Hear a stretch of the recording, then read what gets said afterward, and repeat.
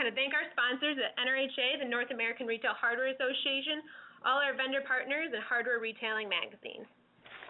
Now we've got 3 panelists with me today that'll kind of be talking about the latest trends and what they've done in their hardware stores for lawn and garden and outdoor living.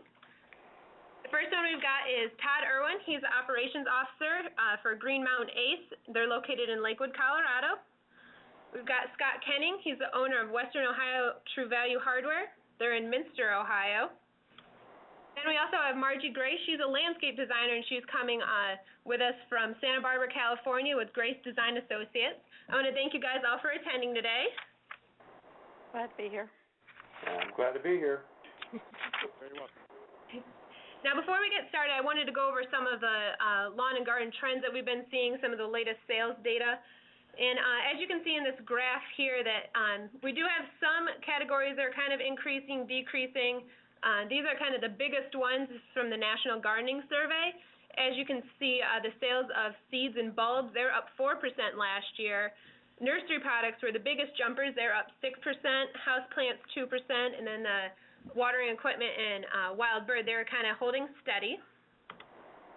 And a little into outdoor living, it kind of took more of a hit last year because they're usually big ticket items. Barbecue grills, they were down a little bit along with outdoor furniture. Some of the other items are kind of holding steady, but as you can see, kind of the bigger ticket items, they were not huge sellers last year. Now that kind of gives you a little bit of background in the industry of what's happening with sales. And now I want to get into the 2 hardware store owners I've got with us. And I guess I'll start off with you, Todd. Can you tell us a little bit about your lawn and garden outdoor living departments and your expansion into the garden center, or outdoor living center, excuse me? Sure. We have about a 6,000 square foot apartment. It is our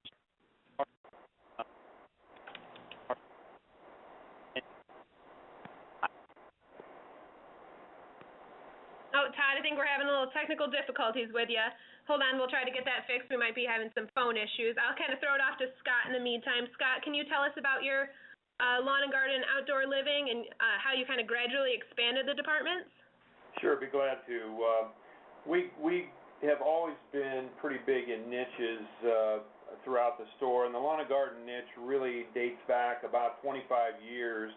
And aside from back then, we had basically the normal hardware store lawn and garden department, and we expanded that to the parking lot, greenhouse, and then alongside that particular greenhouse, we started adding what I call garden art. That would be the Henry statuary and those types of things. As we went through the years, we grew extensively. Currently, we have a 3,100 square foot greenhouse attached to our building with another 4,000 square foot of exterior, kind of a garden lot, so to speak. Interior-wise, we've got 2,000 square feet dedicated to furniture and garden accessories, and then another approximately 3,000 to 4,000 square feet of area for the basic lawn and garden items. We're very big in bag goods, bulk mulches, and all of that type of thing. We try to be a complete center for lawn and garden. Okay, Scott, could you tell me a little bit about your approach of, I know you and your wife Linda kind of have it split up, of who kind of deals with what, and can you tell me how that works out for you? Sure. As everybody knows, lawn and garden is extremely seasonal, and everything hits at one time. And my wife and I have been able to, over the years, grow this kind of as a team instead of an individual. As most guys are, I'm not real big in the green good part of it, and I'm not really crazy about selling patio furniture, but these are 2 things that she really likes. My background in this industry comes in the area of turf management, so I've done a lot more with the turf and landscaping side of things, and I really let her do her thing, and she pretty much lets me do my thing, and it's worked very well. Okay, Todd, I wanted to see if we're kind of back with you. I think we're having some phone issues. Can you hear us now, Todd? I could hear you. Can you hear me? Yeah, we can hear you now. You're just kind of cutting in and out. Sorry to make you repeat yourself, but could you tell us a little about your lawn and garden and outdoor living? Sure. We have about a 6,000 square foot lawn and garden department. It is our signature department right behind the paint department. It's been that size for as long as I've been working for my father. We continually grow that department by bringing in new items. The green items are definitely catching on as well. The Outdoor Living Center that Caitlin is referring to is a newer department. We opened that in 2005. It's about a 5,000 square foot department.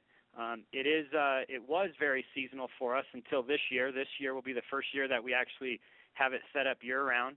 We're going to expand some of our fire pits and winter outdoor living type items, heaters and stuff like that, but it will be open year-round for the first time this year. So we're excited about that as well. And that department continues to grow with the changing of trends. As Scott had mentioned, we get really big into the lawn art type of stuff. Bird food is a good niche for us as well down there. Okay, I guess I'll stick with you, Todd, just on to the next question. What unique ways do you promote your lawn and garden outdoor living departments? I know we spoke a little bit about some email marketing you do, and could you just explain that a little bit? Yeah, we have teamed up with a company called Footsteps Marketing. They are a email-based marketing company that delivers all of our emails to our customers, and they do all of the back-end data recovery type stuff, giving us the numbers of open rate and stuff like that. We have been very successful with that, and we've the first year or 9 months or so we've been doing it, we stuck to 2 emails per month, which is kind of an industry best practice. We have seen such great results with that, we're actually going to probably increase that on a seasonal basis. And so that's just touching our ACE Reward customers, likewise our email database customers one-to-one directly from us. We also kick off the season with a big sale through our dealer group called the Dirt Cheap Sale. That kind of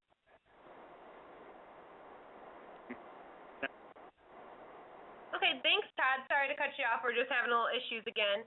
I'll throw this out to you, Scott. I know we discussed a little bit about the ways you promote your lawn and garden outdoor living department. Can you kind of explain those real quickly?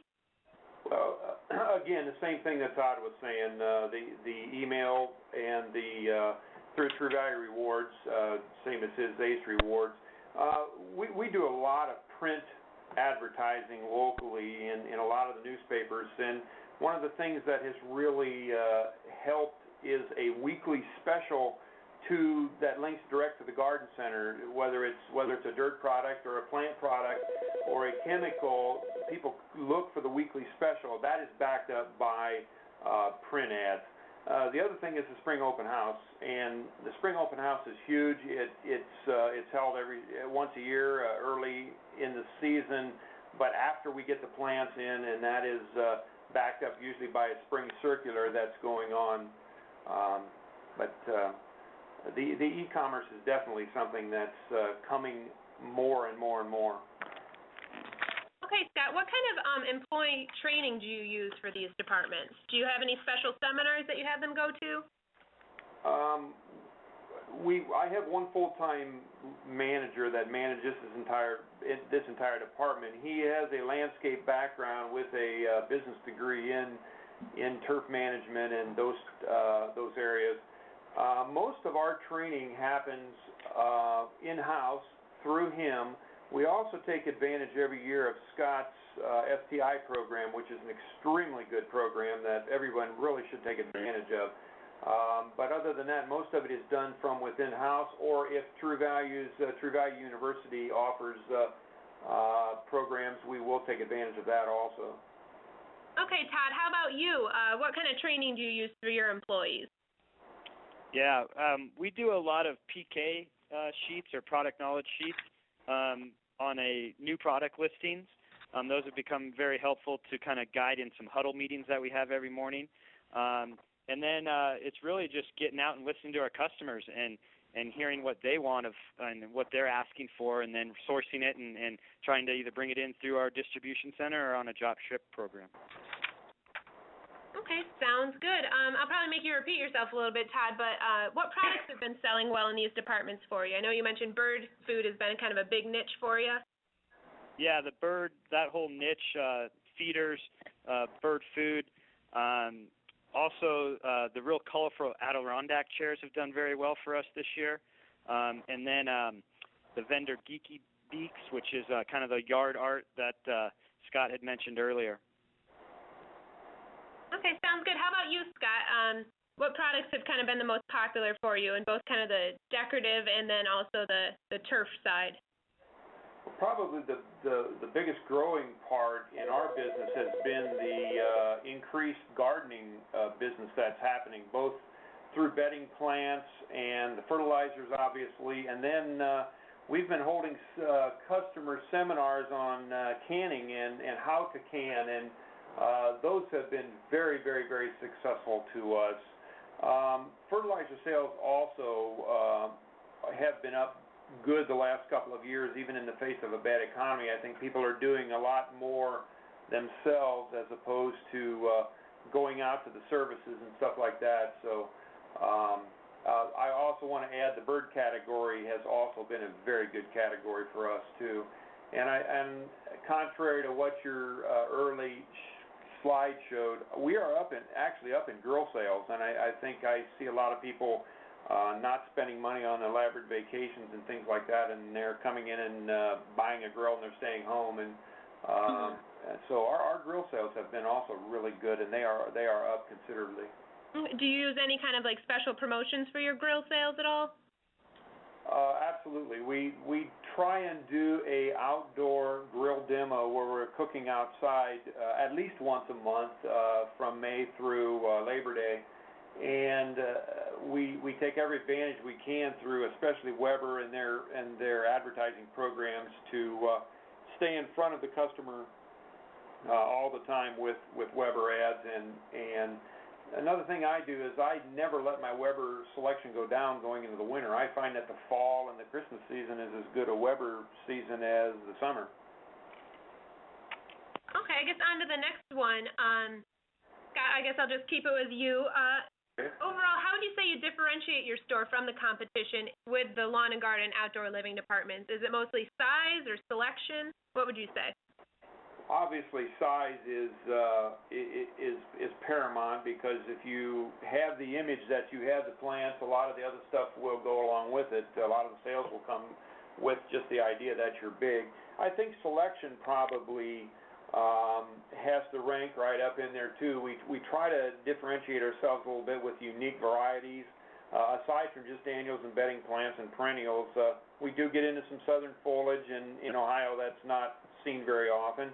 And my having a grower on staff, he tends to do a lot of planning of things that we can sell. We get into unique sizes. He can grow some really big full pots that are purchased a lot by people who are doing grand openings or open houses, or someone they want an instant splash. So specialty planters.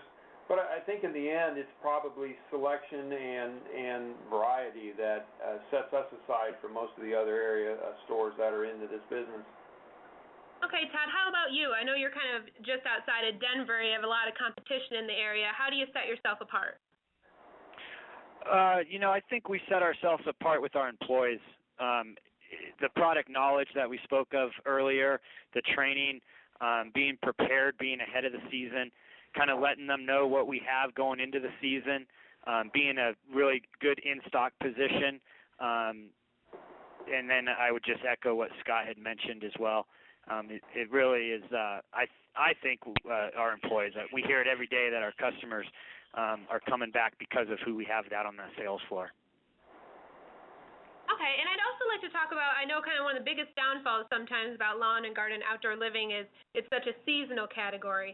And I think it'd be interesting to have the two of you talk about what you guys do with the departments during the winter months, because you're just kind of on both ends of the spectrum. And I guess, Todd, could you tell us a little bit about what you do during winter and how you still keep some of the products in? Sure. We all of our products are stocked year-round. We never do a major reset and bring it to the back. It's kind of the joy of having such a large footprint, as much square footage as we have. And we're pushed up right against the foothills here in Denver. And so our ice melt, snow shovel, snow removal, gloves, winter goods, hats, and whatnot fill in a lot of the part that we do actually reset but not take to the warehouse. And we usually have a goal of having that set by Halloween, even though it's been earlier and earlier, and our competition is setting earlier and earlier. We've kind of stuck to that Halloween deadline. We typically do get our first snowfall prior to Halloween, and so our snow shovels are set quite a bit earlier than that, maybe the first week of October, but the whole winter goods category is set by October 31st. This year we actually have October 29th just because it's a Friday. Okay, great. And Scott, I guess over to you. I know you guys kind of have a different approach of what you do, especially with the garden center and the outdoor living. Can you tell us what you do once fall and winter hit? Sure. I'll echo just a bit what Todd said about the area that's inside the store. It is kind of condensed for winter goods. Probably the biggest unique thing we do in the greenhouse because of its size, and this was an afterthought of the greenhouse. We never figured on this.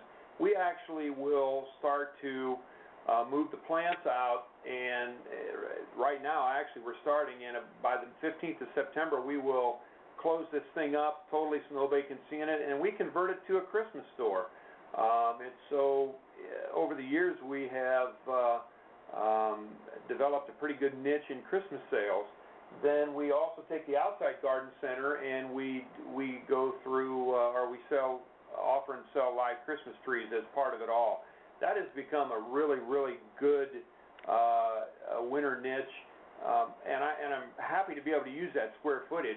Originally, we questioned whether or not we wanted to put heat in there, but we did, and it gives us the capabilities of 12 months of the year. Once Christmas is done and cleaned out, the greenhouse then becomes the staging area for all of the spring goods coming in late January, February, and March, which we can bring them in and stage them there before we bring them back into the floor. So okay, you wouldn't think you wanted to put Christmas with lawn and garden, but it works really good. Hey, if it works. Okay, sounds good. And now I'll throw it over to Margie. Sorry to keep you waiting for a little bit there, but just a reminder to everyone, Margie is a landscape designer out in Santa Barbara, California, and she's going to discuss with us some of the trends she's been noticing in the landscaping business. And Margie, can you just tell us kind of what you've been experiencing the past few years and what your customers have been asking for? Hi, it's Margie, and I am out in Santa Barbara, and we don't have the same sort of seasonality that the rest of y'all have, but we long for it anyway, so we kind of cause it. In our area, there's, I was listening to as Todd and Scott talked a little. We're seeing some of the same stuff they are. Absolutely, there's more stay-at-home. There's more DIY. There's more staycation is kind of dead, but it is the same idea. Look, I could either take a whole chunk of money, spend it on vacation. Yes, I'll have memories, but if I spend it down at the local hardware store, I could, fix up this space and, I can get a lot more bang for my buck, and it'll be more permanent. So here's the trends that we see. We see, first of all, in our area, we can live outside 7 out of 10 days. And new construction's $400, pushing $400 a square foot to add on to your house. You go outside and do a room, it has a floor, whether it be gravel or it be gold-plated bricks. It's got walls that might be hedging or greenery. And it's got a lid, a ceiling that might be a shade structure or just a tree overhead or an umbrella. And find people really, that's within, because we're DIYers, a lot of us, and because we can live outside, we find a huge trend for that. We see outdoor fire pits. We see a lot of outdoor cooking, and we see not just grills, but burners for outside, so you can actually leave the house and not come back in. So you've got a place to warm the beans and boil the corn if you want to. And the people who sell grills sell these additional sort of almost snap-on pieces, think of them as modular, that you can say, oh, well, that's a really good idea. I would like to add a couple burners to the side of my grill. And so people can, they can see it all laid out in front of them. They can see it on display and get that, oh, I could snap those two pieces together. And we're seeing that those things sell pretty well that are really DIY friendly. And that you could buy in components so that you can add to as budget allows. And we find that people have really good displays. If you can't see it, you can't sell it, and if you can't see it and a customer can't can't see it, then they won't buy it. So knowledgeable staff makes a difference in that, and I think it was Todd who was pointing to that. Really becoming people's info source makes a huge difference. They just think, well, I'd like to figure out how to do this. That guy down there is pretty smart. I'll go talk to him. We see huge increase, something like 40% in home growing of veggies. And that's all the way from on the balcony in a whiskey half barrel to, dedicating quite a bit of land and, all the way through, I now own a mule and a plow, and I'm out there, bringing veggies not just for the family but enough for the whole neighborhood. So one of the things that we see a huge success in on the vegetables, we're starting to see here's the lovely veggies. Some are tiny. Here's seeds. Here's tiny plants, and here's a great big pot already built up. Like having that horticultural knowledge on staff allows somebody to put together that already made, already formulated. Say it's an herb basket. So it's got basil in it, it's got thyme in it, it's got something else in it, and you call it the pizza selection. So those ready-made, I can see it, I can grab it, I can go home and be successful with it. Things are really working and are huge in both the veggies, the fruits, and the herbs.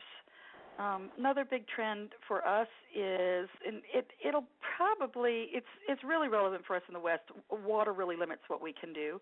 So there's a lot of what can I do other than a lawn out here because I'm tired of paying the gardener. I don't want to mow it, and the water bill's too much. So we're seeing a lot of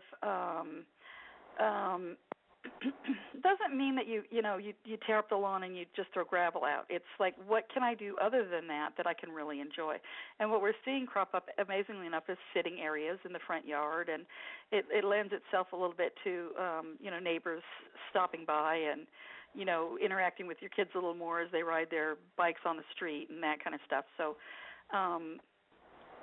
we also are seeing when I talk outdoor living or outdoor room, we see, all the components that you see in a room, all the furnishings that you see inside the house, we've got outdoor rugs.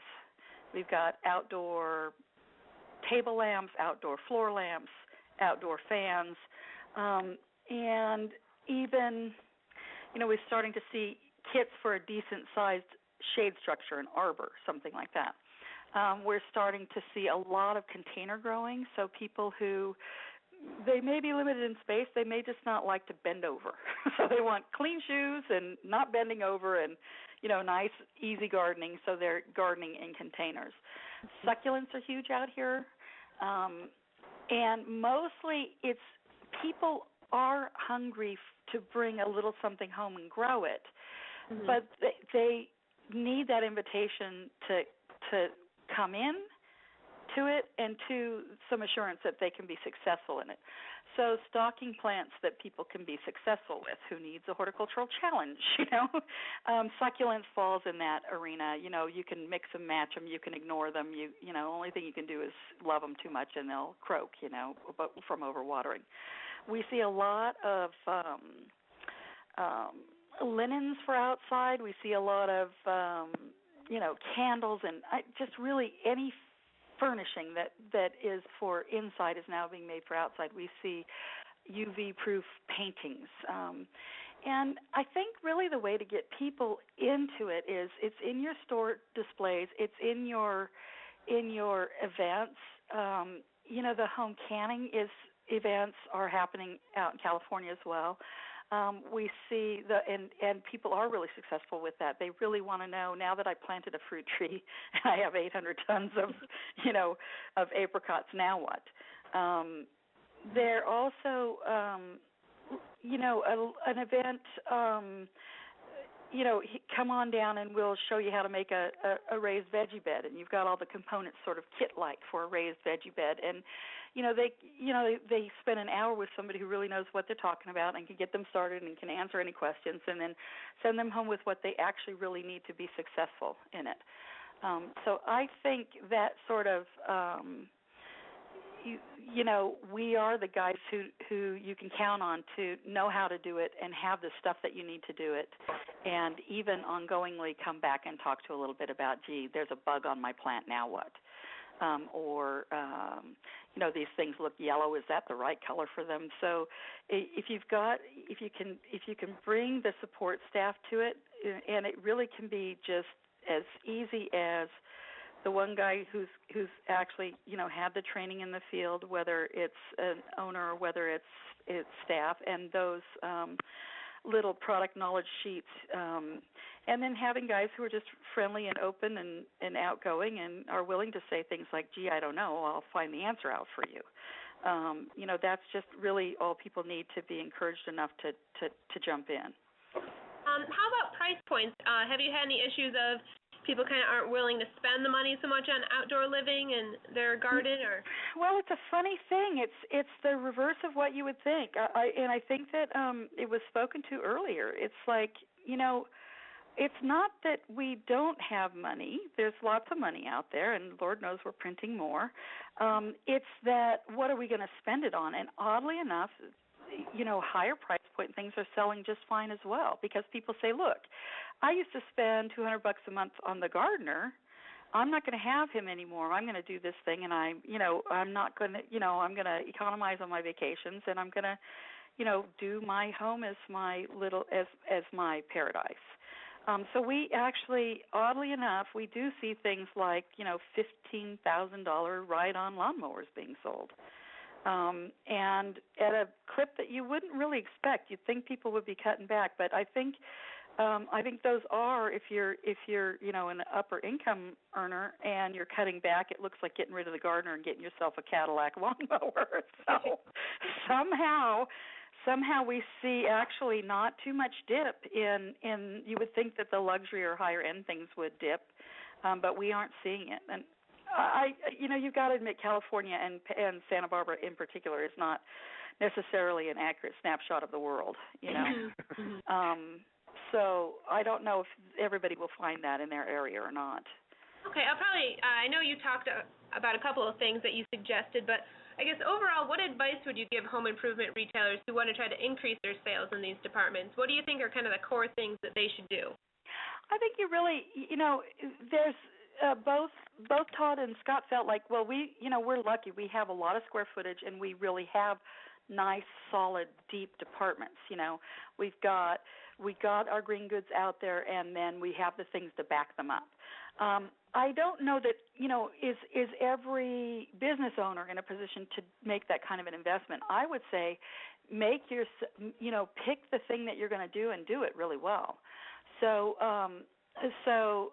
you're not all of a sudden going to be able, every weekend to have a seminar and a display and and be staffed up where you have expertise, but really look around and pick an area that that you one, you have interest in, two, you have some talent in, and some depth in your staff, and and do that really well. Become known not as the everything guy, but look for home furnishings, outdoor furnishings. This is the place I go to. Or for if I want to really understand how to do fruits and vegetables, these guys are good, man. They have a nice variety. They have once a year you say you have once a year a rose pruning seminar, and once a year you have a fruit grafting seminar. Pick the thing and do it really well and become known as that. I think the other thing that you see with Todd and Scott is they touch their customers a lot. Their campaigns, both print and email, are really consistent. And it sounds to me like your clients are actually looking for, you've got people out there looking for what's on sale this week. What do I want to go in and look at? And I think if you looked in their shopping bags when they leave, there's more than just the sale item in there, which is the whole point, is to bring people in and have them, see things that they can really put to use and will leave with. So part of that is knowing, you guys know your seasonality, your seasonal cycles up and down. The other thing that we're doing here, we do a lot of, without force feeding it to people, but that thing that I do in the garden actually can do any season. So say I've got a nice container near the door and it's got a small, interesting-looking tree in it. And then when it's Christmas, it's got little suet balls hanging from it or little white lights. And then it comes Halloween, and there's almost ornaments for Christmas, Halloween. Come.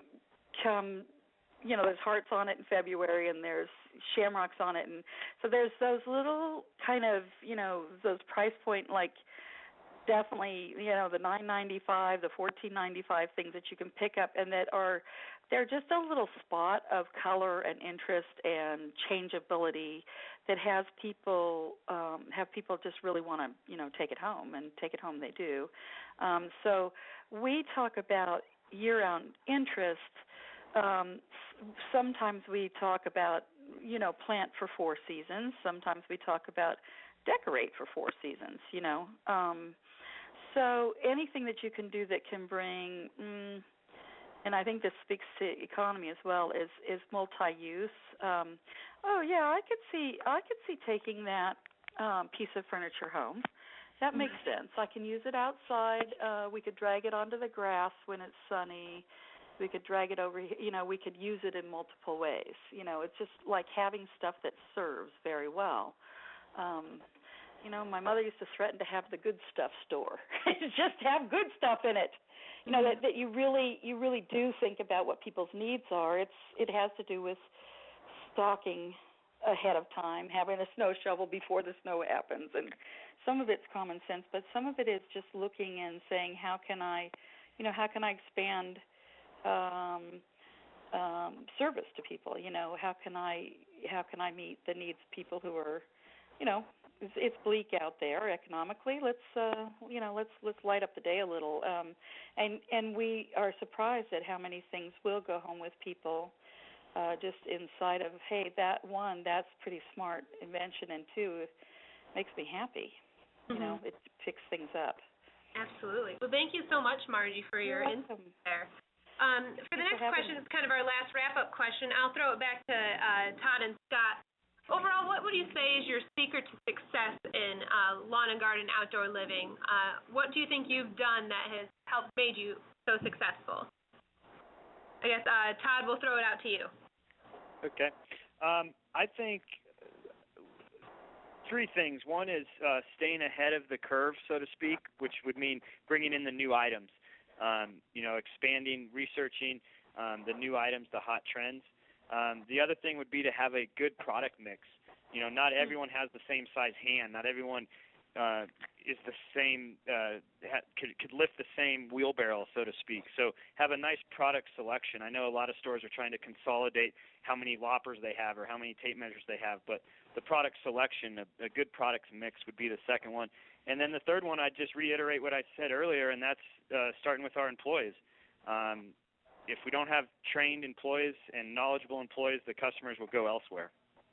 Mm-hmm. Okay, Scott, how about you? What do you think are kind of your secrets to success that you're willing to share? Again, I just reiterate with what Todd said, that selection of knowledge is everything. I think that if you want to be successful in this business, you've got to become a destination. I do agree 100% with Margie in the fact that you don't want to dabble in a line. Pick the lines you want to do, be stocked deep in them, have the price, have the selection, have the knowledge, be on the cutting edge of what you have, and every time you do things like that, you will develop credibility, which will help you to become that destination. When people are out there and they think about whatever it is to do with lawn and garden, you want your name to be top of mind with them on whatever it is, and you want them to come here first. I know that we're always up. All of us are up against box competition and stuff like that. And for the most part, these stores don't offer a lot other than perceived price. We can absolutely become a destination in the lawn and garden and the outdoor living categories just by doing the things that Todd and Margie and have been talking about: selection, knowledge, price. And I think be the destination, be the best you can be is the best thing I can tell anybody. Sounds good. I think those are all the questions I had. We're going to kind of go into the Q&A session here real quick. We've got 2 questions in so far. If any of the other attendees have any questions, please feel free to type them in the Q&A portion on the bottom right-hand part of your screen. The first question is, I mentioned the season real quickly, and one attendee is kind of wondering, what is the season? When do you guys really kind of amp up your lawn and garden and outdoor living sales? I guess, Todd, you're out in Colorado. I'll go to you. When does your season kind of really start? April, the beginning of April. But it also kind of depends. I mean, like I said earlier, we're shoved up right against the foothills, and we've definitely had some late spring snowstorms. I can remember in 2007 we had a 4-foot blizzard in March, late March. Of course, we sold a tremendous amount of snow shovels way into March, but typically April we start, and then it will start shutting down here. Right now about September through September, it will start shutting down. Okay, how about you, Scott? When do you kind of really start bringing everything in? It's our goal to have the entire department set and ready to go by about the 5th to the 10th of April, depending if you have an early spring or a little later spring.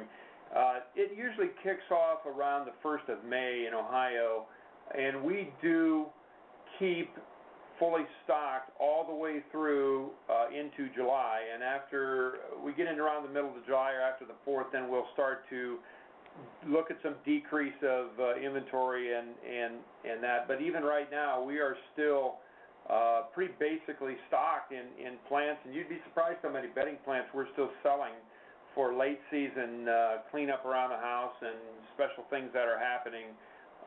But our season usually runs from the 1st of May, at least through Labor Day, with the plants, and then the lawn part of it will go all the way to the end of October. Okay, the next question we've got here is, what portion of lawn and garden sales are in the decorative area versus the turf management? I guess, Scott, we'll talk with you just because you mentioned that real quickly. I guess, what would you kind of estimate are the percentage of sales? I would say that overall, of course, turf management includes fertilizers, which can be pretty high-ticket items. I would say that makes up probably somewhere around 12 to 15% of the lawn and garden department sales. The garden art or the patio art, I think, is what they're referring to, is also probably equal in dollar volume to that. That tends to be a little more trendy. Some years it's up, some years it's down, depending on what the manufacturers offer. And that doesn't happen every year. Obviously, you get some new things every year, but it seems like every couple of years there's a push in one direction or the other to get to some different things. But turf is that's my niche, and to me that is the basics. That's going to go regardless of what happens with the garden art part of it is kind of trendy. But I also see a lot of people in my area. They have an investment in a home, and a big investment, and when it comes to spending dollars, as Margie mentioned before, they have the dollars to some degree to spend, but they're just very, very selective on how they spend them. But I have not found that most homeowners in Midwest Ohio are willing to let their properties decrease one bit because of the economy. So they are still keeping nice lawns. They are still keeping great flower beds. They're still keeping their landscaping up. So turf probably is the most influential of my lawn and garden department, of the lawn and garden department. Okay, Todd, how about you? What would you kind of, I guess, guesstimate your sales breakup is? Caitlin, I'm sorry, phone was ringing. I couldn't hear the full question. I'm sorry, but you're all right. Guess what your breakup of decorative items versus kind of the turf or necessary garden items are. Which would be more popular for you? Definitely the turf items and the lawn and garden items, just because that's what everyone uses every single season, where someone might come in and get some decorative stuff once every couple years. Mm-hmm. So yeah, that's definitely stronger for us. Does that answer your question? Again, it was kind of crackly. I guess, Todd, we've got another question here. I know you've expanded your space, but one attendee is wondering, what do you recommend if the space is limited? What are some of the items that you think are must-haves if you don't have a lot of room for the department? In lawn and garden or outdoor living? I guess a little bit of both. Which are kind of your must-haves? Must-have for us in outdoor living would be the bird niche. Even if you had a standalone display with some bird feeders, and Scott's has a really nice, I think it's an 8-foot display of bird food. Also a nice selection of Weber. I think Scott had mentioned about people kind of staying in and buying a barbecue versus going out to eat. So we've seen that kind of category really expand as well. People are cooking in more, so a nice selection of accessories in your Weber department. And then one that hasn't been mentioned but falls right into place with our winter goods is patio furniture covers. We see quite a bit of business in that department or that category, and I don't know if it's because people lose them over the summer or if they get weathered, but we see quite a bit of business in that category. Okay, how about you, Scott? What are your must-haves for lawn and garden and outdoor living? From an outdoor living standpoint, I agree. Bird is very important. Weber is very important. I know there's a lot of smaller stores that would never have the square footage to look at a basic patio display, but it seems like a lot of the sales do go to basic patio needs, whether that be pots, basic statuary, basic lawn and garden sets, basic chairs. But a basic patio set, if you want to say that you're in outdoor living, I think the basic patio sides are very important. Also, right now in this trend, I think that you need to have a tremendous selection in the seed category, whether it be annual seeds, flower seeds, vegetable seeds, whatever. I know a lot of guys that I've seen stores put in, maybe 2-foot racks of seeds. That doesn't get it done. That doesn't say I'm in the seed business. We do about 30 to 35, maybe 40 foot of running feet of seeds, plus the onion sets, the seed potatoes, and those types of things. So I think those are very important niches that bring people in. From the turf side, obviously, the chemical lines that you carry have to be complete so that you can basically handle almost any problem that walks into your door. And I think it's also very important to have the soil side of it also. If you're going to have the plants, you need to have the soils as add-on sales, and with soils, the fertilizers and stuff that go with that, because those are all add-on sales after they buy their plant. Okay. And Scott, we got another question in. If you guys had any comments about outdoor power equipment, I was kind of wondering for both of you, how deep are you in that category? Is that a big one for you? And Scott, I guess we'll start with you. Yeah, I'm way too deep in outdoor power. I've got I'm a full line Simplicity Toro MTD lineup, and I have 2 full-time mechanics on staff, a full-time parts person, and power equipment is while it's a good niche to tie in with everything else, the power equipment side of things over the last number of years has become harder and harder to make any money on. What are the numbers? 75-80% of the power equipment are sold through the box side of things, but we have made it a commitment to say, look, if it breaks, it's got to be fixed from somebody. So we made the commitment to the service side of power equipment. We also are full line Steel and Husqvarna dealers, So yeah, we're pretty deep in lawn and garden and or in power equipment. It is a nice add-on to my outdoor living and lawn and garden departments. If somebody asks me my honest opinion, if you're not in that today, I'm not sure that's a category you would really want to dive into deep, just because of the trends that are going on right now. Okay, Todd, how about you? Do you have a big outdoor power equipment area? You know, it's funny, we actually don't, but this morning I did meet with the local steel guys. So we're looking at it, looking into it, expanding it. But I would just echo what Scott said. I think in order to be a one-stop shop or a destination for our consumers, you have to get into it in some aspect. But like Scott said, there's not a lot of margin in it. I think we're looking at it to just kind of round our department out or round our store out, not necessarily to get really heavy into the niche of outdoor power equipment. So, yeah, I think it's an important category, but it's definitely not a featured category within our lawn and garden department.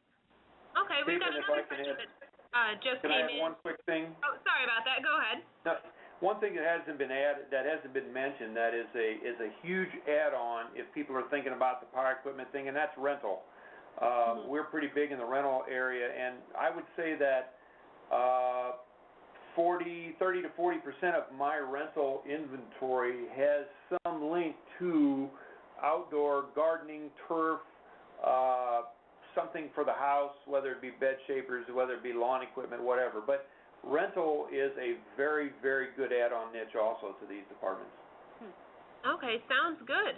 One of our other questions is, what resources do you guys use to gain more knowledge and trends on the lawn and garden outdoor living departments? Are there any kind of like good go-to sources? I guess, Todd, we'll start with you. You know, I think as seen on TV, actually, even though it kind of has a stereotype of being a little bit gimmicky, that's actually been a good resource for us. Also, again, listening to our customers. They a lot of times will bring new items to us before we've ever heard of them. And so listening to the customer, kind of seeing what's out there that they're seeing but we don't carry, has helped. And then obviously the trade shows or the markets. We go to both ACE markets, and you know, the new item selection at those shows have really helped us kind of stay ahead of the competition with some of the new trends. Okay. Scott, how about you? What kind of sources do you look to? Everything Todd said, I do want to echo again what I said before. One of the big things we use, especially through the winter months, is the things that the Scott's Company puts out to you, especially from the turf side of things. The STI training that they do is awesome. And also, I don't know about the other states, but I know in the state of Ohio there is the Department of Agriculture puts on a show every year in the winter called the Scent Show that offers seminars on anything and everything you could talk about when it comes to the outdoor side of things. We do take advantage of that. My garden manager goes to that every year, attends as many seminars as he can. And then I think probably the next step would be, as Todd said, the markets. Go to the markets and talk to the companies about what they have and what things they've changed. And once you have a basic knowledge of where you're going, then it's just a matter of picking up on what happens year after year. Okay, perfect. And I think the last question that we've got in here for this webinar is, are there any customer needs that you have not been able to meet? Are there any requests that just can't be done in your store? I guess, Scott, we'll go to you. Wow, I was hoping to go to Todd first. Yeah, there are always things that people come and ask you for, and I guess, nothing comes to mind right off the top. I like to think we're pretty complete, but we absolutely don't have everything we need. It just seems like, if you have a $300 patio set, they want a $500 patio set. If you have a $4,000 patio set, they want a $5,000 patio set. And over the years, we have listened to what the customers have asked for, and really that's how the growth in our lawn and garden department has happened. if we got a call for specific chemicals or getting into more specific types of grass seeds and those types of things, we will consider into the next season putting those types of things in. So while, yes, there are always things that people are asking for, again, if you decide to go into something new, make sure you go into it with all of the knowledge and selection and things that you're going to need to become that destination. Over the years, I've dabbled many times in this little area, that little area, and it doesn't carry any credibility. And so you know, while you'll talk to a lot of people, the people are going to buy from people they trust, and you've got to have the product behind you to create that credibility. Okay, and Todd, how about you? Is there anything that customers have requested that just can't be done? You know, I think Scott said it very well, I'm trying to think offhand. Of course, there is product out there that we can't get our hands on, or, you know, with some of the economy issues happening. But I think if we do our best to source it and to educate our customers, give them an alternative, they might be disappointed on that particular visit to your store, but you're going to continue to earn their trust by trying to get them into alternative products or products that will get their job done, and sometimes even save them some money. Would you say that maybe some of these requests are kind of trend-driven, of they may really want this one product for this one season, but next year it's gone? Yeah, we see that. You know, there's some warehouse stocking issues that we see that in, kind of in-and-out items, promotional items. Maybe their next-door neighbor got a hold of something that is an in-and-out item, and now we don't have it anymore. So we do see that on occasion. Okay. And I think those are all the questions that we have so far. If any of the attendees think of something that they might have forgotten to ask, I've got my contact information right up there with my email. Feel free to send me an email, and I'll kind of pass it off to the retailers or Margie. I wanted to thank Margie, Scott, and Todd for being here with us today. My pleasure. And I also want to suggest that all the attendees, they can check out NRHA.org. We've got a video up there of Todd Irwin's store in Lakewood, Colorado. We also have another video with Rob Matthews of Matthews True Value in Pendleton, Indiana. Those are two really good sources to kind of check out what's going on in their departments and kind of get a good visual look of what's going on in their store. I wanted to thank everybody for attending today. This webinar will be available on NRHA.org probably in about a week or so. If you have any questions, please feel free to let me know. Thank you, everybody, and have a great day. Thank you so much. Take care. Thank Bye-bye. you.